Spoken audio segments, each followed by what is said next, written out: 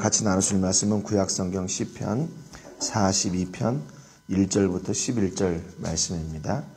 구약성경 시편 42편 1절부터 11절 말씀입니다. 우리 말씀은 5절 말씀 우리 같이 읽겠습니다. 시편 42편 5절 말씀 우리 같이 읽고 말씀의 은혜를 나누겠습니다. 같이 읽겠습니다. 시작. 내 영혼아 내가 어찌하여 낙심하며 어찌하여 내 속에서 불안해하는가. 너는 하나님께 소망을 두라. 그가 나타나 도우심으로 말미암아 내가 여전히 찬송하리로다. 아멘. 우리가 지난주에 그 시편 41편을 끝으로 시편의 1권을 마쳤습니다. 시편 1권의 그 시작 그리고 끝 모두 다 복에 대한 이렇게 이야기로 복에 대한 노래로 시작하고 이렇게 끝맺는 것을 저희가 봤죠. 그래서 여기 복은 뭔가 하나님께서 지금 우리에게 주시고 있는 것을 내 주변 사람들에게 나누는 통로가 되는 것. 하나님께서 주신 것을 나만 누리고 나는 복받았다. 이것으로 끝나는 것이 아니라 우리 이웃들에게 흘러 넘쳐가게 하는 그런 통로가 되는 것이 지금 현세의 복 그리고 앞으로 미래에 하나님 앞에 설 때에도 그 복을 누리게 되는 그 미래의 복까지도 허락해 주시는 통로가 된다. 이렇게 말씀을 드렸습니다. 오늘 42편 그 시의 부제를 보니까 고라자손의 마스길 인도자를 따라 부르는 노래라고 이렇게 붙여져 있습니다. 우리가 시편 앞에서 32편에 다윗의 마스길이라는 그런 시편의 부제가 있었습니다. 마스길은 그러니까 그때도 말씀드렸듯이 묵상시, 교훈시 이제 이렇게 저희들이 해석을 하는데요. 시편에 총 14번이 사용되어 있습니다. 그래서 부제로 13번 그리고 본문에서 한 번 이렇게 14번이 사용되어 있는데 어떤 그 교훈이나 묵상 이렇게 이야기할 때는 어떤 환경이나 어떤 사물 또는 어떤 뭐 특이한 어떤 부분에 있어서 깊이 생각한 것이죠. 깊이 생각하고 거기에서 깨달아진 것을 이렇게 시로 노래했다고 볼 수가 있습니다. 그러니까 이 고라자손의 마스길 그러면 이 고라자손들 찬양하는 사람들의 가운데서 누가 어떤 문제에 대해서 깊이 묵상하고 또는 어떤 환경에서 깨달은 것을 노래한 것이라고 이렇게 볼 수가 있습니다. 근데 본문은 보면 고난을 어떻게 대처할 것인가 하는 것을 이렇게 또 다시 노래를 하고 있는 것을 볼 수가 있고요. 크게 두 가지로 이렇게 두 부분으로 나누어서 해석을 할 수가 있습니다. 1절부터 5절, 6절부터 11절까지. 근데 이제 5절, 11절이 같은 이렇게 시로 구성이 되어 있습니다. 그래서 이게 이제 후렴구와 같이 이렇게 5절, 11절 이렇게 되어 있고 더 나아가서는 43편 5절에도 역시 마찬가지로 같은 시가 반복이 돼서 이게 70인역이나 이런 또 다른 번역 성경에 보면 42편하고 43편을 하나로 이렇게 편집해서 보는 경우도 있는데 저희들은 이렇게 시가 나눠진 대로 그대로 이렇게 보도록 하겠습니다. 여기 오늘 본문 1절에 보면 하나님이여 사슴이 시냇물을 찾기에 갈급함같이 내 영혼이 주를 찾기에 갈급하나이다. 이렇게 노래하고 있습니다. 그 갈급하다는 말을 우리가 잘 알죠. 얼마나 그것이 소중한 것이고 또 우리가 그것을 간절히 열망하고 있나 하는 것을 이렇게 표현을 한 것이죠.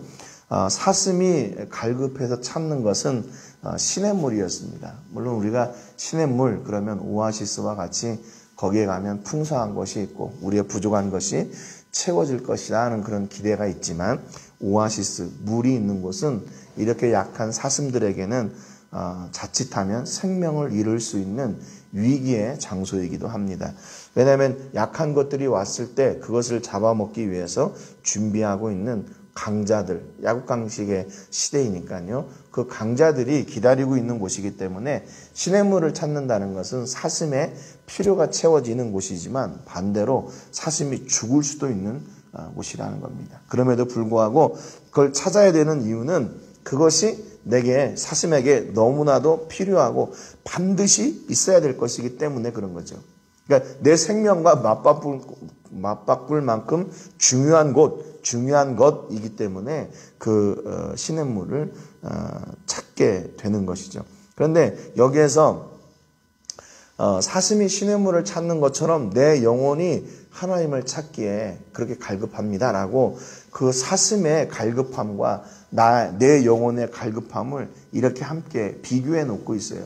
생명과도 맞바꿀 만큼 내가 찾기에 갈급한 것이 무엇인가? 바로 하나님이시라는 겁니다. 그러니까 무엇보다도 하나님을 찾는 일이 내게 가장 소중한 일이고 내게 가장 중요한 일이에요.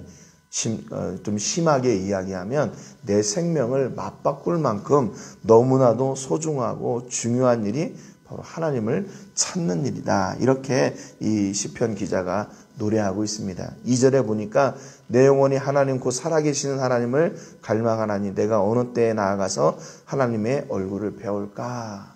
하나님의 얼굴 뵙는 것이 이렇게 이 시편 기자의 소망이었어요. 여러분, 우리가 인생을 살아가면서 우리도 갈급한 때가 있지요. 갈급한 때가 있는데 이렇게 돌아보면 내가 언제 하나님을 이렇게 갈망하고 있었나 하는 그런 것을 이렇게 생각해 봤습니다. 언제 내가 하나님을 그렇게 절실하게 찾아봤나? 언제 내가 이렇게 내 생명과도 맞바꿀 만큼 하나님을 소망한 때가 있었나? 생각해 보니까 우리가 즐거운 때보다는 우리가 정말 슬프고 힘들고 어렵고 낙심되는 시기에 이렇게 더 하나님을 갈망하면서 찾았던 것 같아요. 보니까 이 시편 기자도 그렇습니다. 3절에 사람들이 종일 내게 하는 말이 네 하나님이 어디 있느뇨 하오니 내 눈물이 주야로 내 음식이 되었도다 그랬습니다. 그러니까 참 진퇴양난에 빠진 거죠. 하나님을 찾기는 찾는데 하나님의 응답을 안 하세요. 어디에 계신지 찾을 수가 없어요. 아무리 기도해도 들어주시지도 않는 것 같고 아무리 찾아도 진짜 하나님이 계신 건지 너무나 묵묵무답이신 거죠. 묵묵부답이에요. 그러니까 이 시편 기자의 주변에 있던 자들이 사람들이 종일 내게 하는 말이 네 하나님이 어디 있냐 그 말이에요.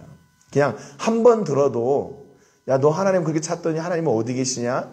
이렇게 한 번 들어도 낙심될 일인데 이게 하루 종일 따라다니면서 너 하나님 어디 있냐? 너 하나님 찾았냐? 너 하나님이 지금 살아계시냐? 너 기도 그거 들으시냐? 이렇게 계속 조롱과 조소와 비난이 빗발치는 가운데서 그걸 하나님을 찾는 일을 포기하지 않고 그래서 사슴이 시냇물을 찾는 것처럼 내 영혼이 하나님을 찾는데 이렇게 갈급합니다.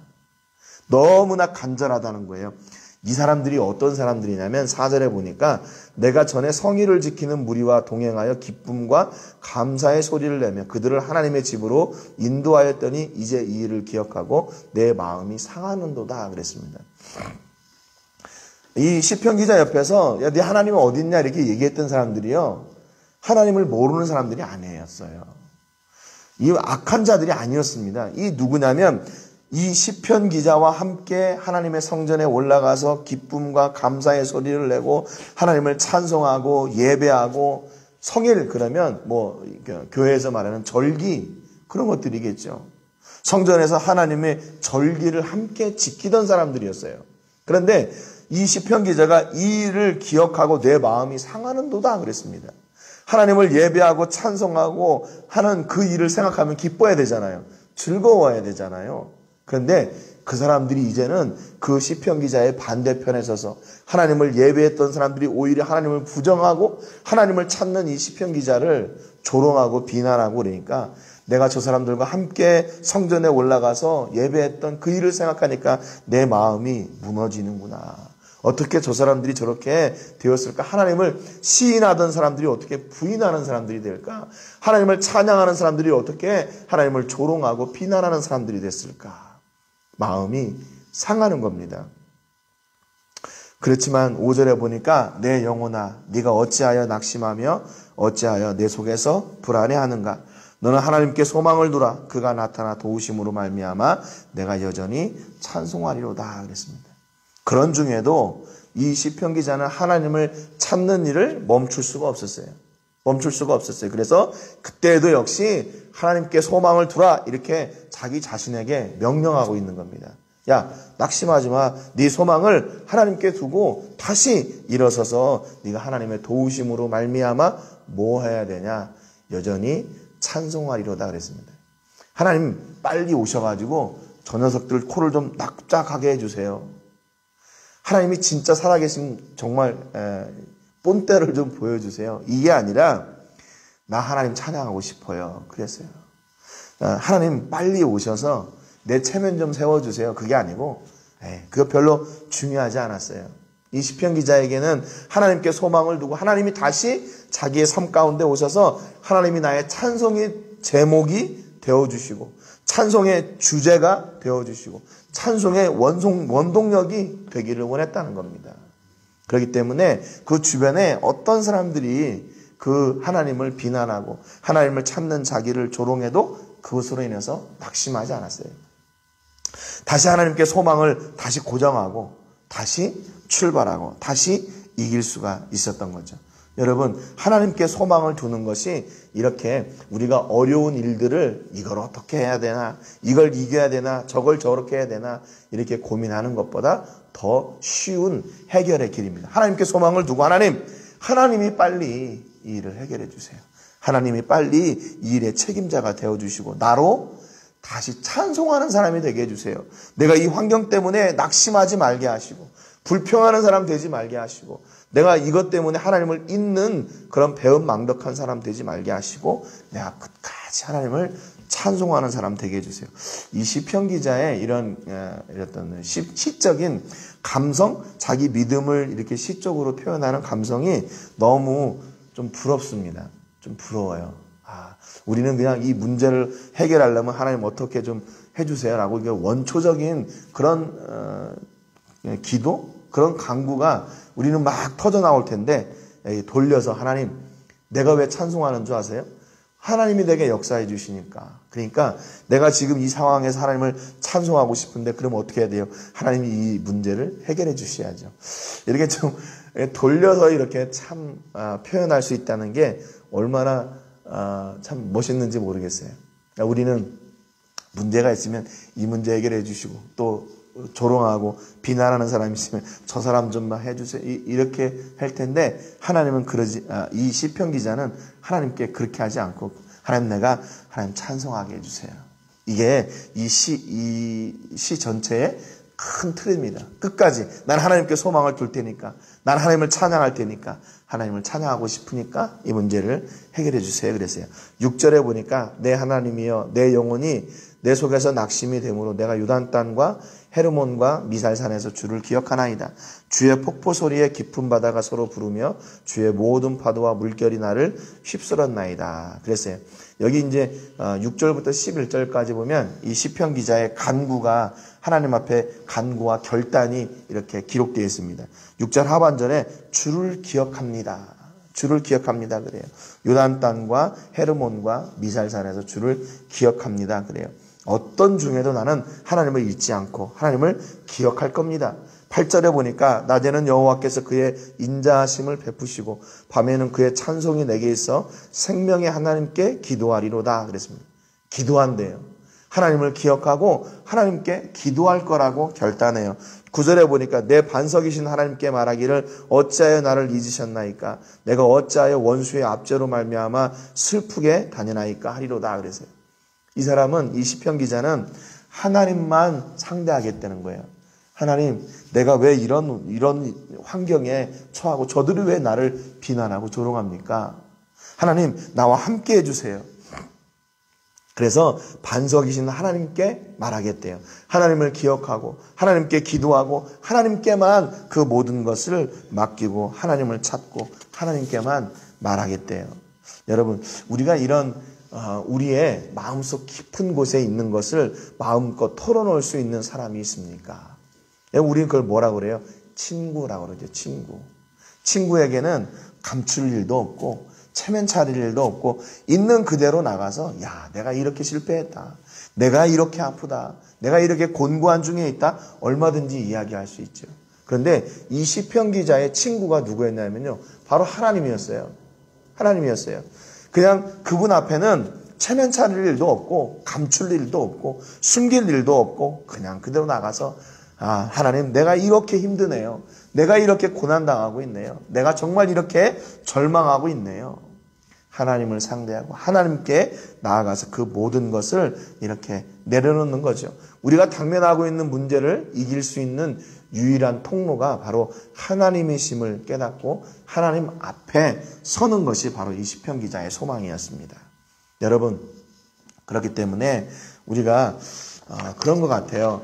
하나님을 나의 친구 삼고 또 이 땅 가운데서도 정말 인간적으로 좋은 친구들을 만나는 거 이거 참 중요한 일인 것 같아요.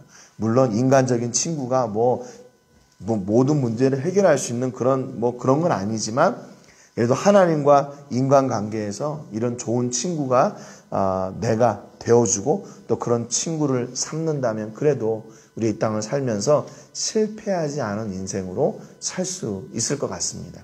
10절에 보니까 내 뼈를 찌르는 칼같이 내 대적이 나를 비방하여 늘 내게 말하기를 내 하나님이 어디 있느냐. 또 3절에 했던 그 조롱이 시작되고 있는 것을 볼 수 있죠. 내 뼈를 찌르는 칼같이 이렇게 되어 있는데 원래 히브리 성경의 원문에는 이 칼이란 말이 없습니다. 그런데 찌르다라고 하는 그 히브리 말을 가지고 이게 칼로 찔렀을 것이다. 이렇게 해서 추가된 번역 성경에 이렇게 추가된 단어예요. 새 번역 성경이나 다른 성경에도 보면 그 칼이란 말을 빼고 번역을 했고요. NIV 성경에서도 역시 칼이란 말을 뺐고 그런데 이제 킹 제임스 버전에는 이게 이제 칼이란 말이 명사로 이렇게 들어가 있습니다. 어찌 되었든지 이게 그 찌르다는 말은 손상시킨다, 파괴한다는 그 히브리 말의 단어가 사용되어 있어요.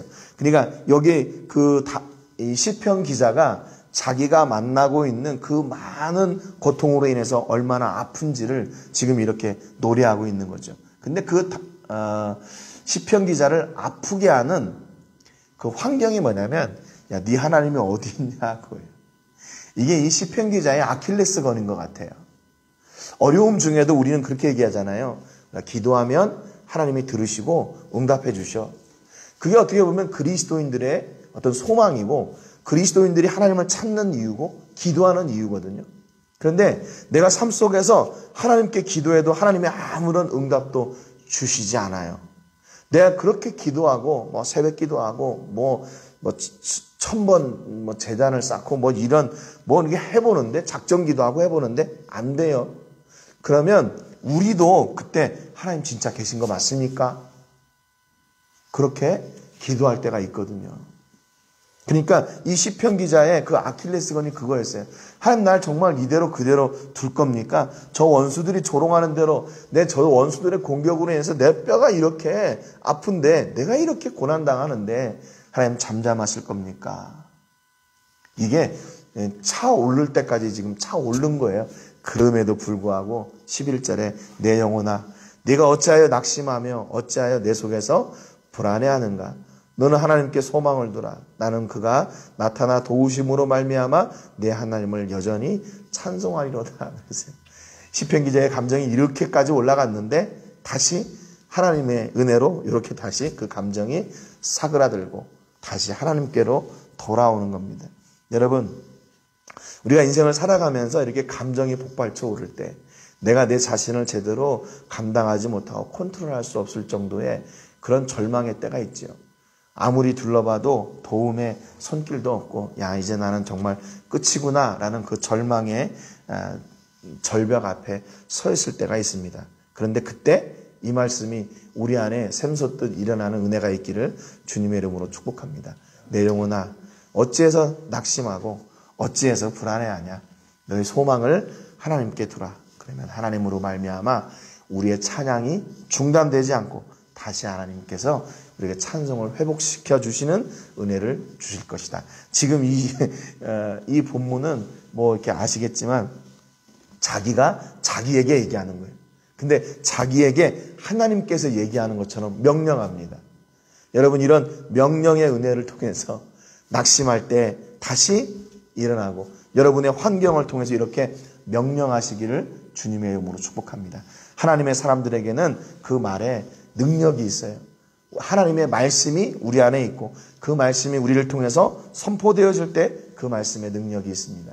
2020년도 하나님의 은혜로, 하나님의 역사로, 하나님의 말씀으로 승리하신 것처럼 2021년도에도 넘치는 은혜로 승리하시고, 혹시 여러분이 고난 앞에, 절망 앞에 서 있을 때에 이렇게 여러분 앞에 명령하고 하나님의 능력으로 승리하시고 하나님을 찬송하는 그 찬송이 넘쳐나는 그런 복이 넘치시기를 주님의 이름으로 축복합니다. 오늘 세계를 부으며 기도하실 때는 우리 선교지에 있는 로뎀 교회를 위해서 기도해 주시기 바랍니다. 오늘부터 저희가 일단 1차로 한 달 동안 긴급 구호, 그래서 도시락을 한 100명에게 지금 나누려고 합니다. 오늘 아침에 가서 이제 성도들하고 함께 어제 준비해 놓은 재료들 가지고 이제 조리해가지고 한 100명에게 나누려고 하는데, 이 일이 혹시 교회의 어떤 다른 면으로 보여지지 않도록 위해서 기도해 주시고, 그 사역을 통해서도 우리와 함께 하시는 그 하나님의 능력이, 은혜가 선포되는 시간이 되게 해주시기를 위해서 기도해 주시고요. 또 오고 가는 모든 이들이 지금 코로나19 안전하게 지켜주시기를 위해서 기도하시고, 물론 저희가 이제 가서 방역도 하고 또 마스크도 잘 쓰고 이제 할 텐데, 이 교회를 통해서 혹시 이런 코로나가 이렇게 번져나가는 그런 일이 없도록, 와도 치료되는 역사가 있도록 천군 천사로 보호해 주시기 위해서 특별히 기도해 주시기 바랍니다. 오늘 말씀처럼 우리의 소망 되신 하나님을 찾고 갈망함으로 우리 안에 찬송이 회복되는 역사가 있기를 위해서 기도하시기를 바랍니다. 제가 먼저 기도하고 같이 기도하겠습니다. 하나님 아버지, 감사드립니다. 오늘 주신 이 시편 기자의 노래를 통해서 우리 자신에게 선포합니다. 너는 왜 불안하고 낙심해하느냐? 하나님께 소망을 두고 하나님이 주시는 찬송을 회복할지어다. 우리 문제 앞에, 우리의 역경 앞에, 우리의 두려움 앞에, 우리의 환경 앞에 하나님의 말씀을 선포함으로 아버지, 우리가 능히 이기는 역사가 있게 하여 주시고 2021년도에도 하나님의 말씀의 능력이 우리의 삶 가운데 넘쳐나는 한 해가 되게 하여 주셔서 마지막 또 송구 영신 예배 통해서 하나님이 이렇게 일하셨음을 고백하는 그런 감사와 찬송과 영광의 고백들이 넘쳐나게 하여 주시기를 간절히 바라원합니다. 하나님, 우리에게 어떤 좋은 친구가 있습니까? 이렇게 시편 기자와 같이 자기의 허물과 어려움과 아픔을 마음껏 터놓을 수 있는, 마음껏 이야기할 수 있는 좋은 친구들이 되게 하시고, 그런 좋은 친구들을 붙여주셔서 우리가 인생을 살아가는 동안에도 우리가 이런 유익들을 누리며 살게 하여 주시옵소서. 혹시 오늘도 우리에게 이런 도움이 필요한 사람들이 있습니까? 우리가 먼저 이런 좋은 친구들이 되게 하시고, 그러므로 말미암아 그 자리가 절망의 자리가 아니라 기쁨과 찬송을 회복하는 자리가 되게 하여 주시옵소서. 우리의 삶을 통해 역사하실 하나님께 모든 영광을 올려드리며 예수님의 이름으로 기도합니다. 아멘.